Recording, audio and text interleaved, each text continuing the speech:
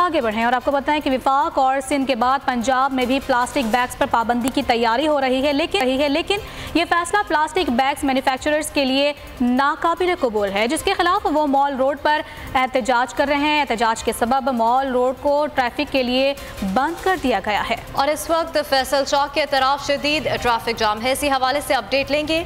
बोल न्यूज़ के नुमाइंदा ताबिश भट्ट हमारे साथ मौजूद हैं। ताबिश भट्ट, बताइएगा क्या सिचुएशन है वहाँ पर?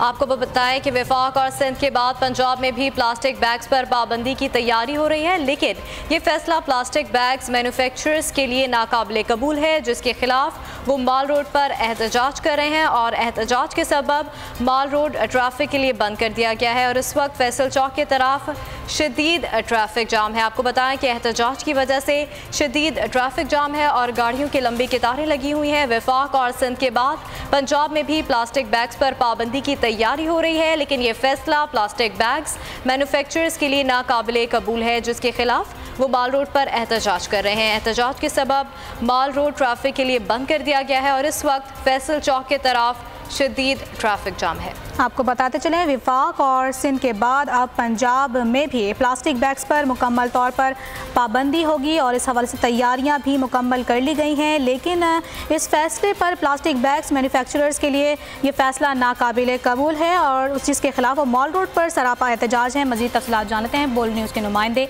ताबिश भट्ट से। जी ताबिश भट्ट, बताइएगा।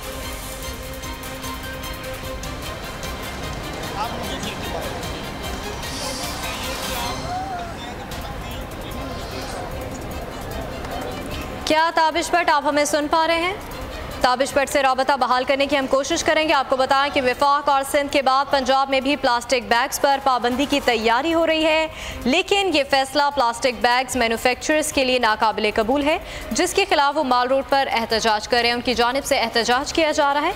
एहतजाज के सबब माल रोड ट्रैफिक के लिए बंद कर दी गई है।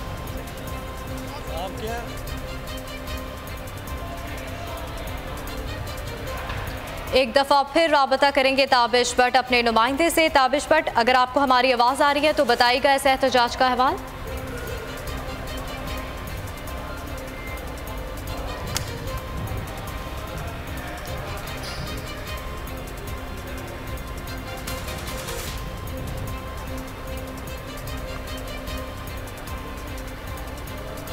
जी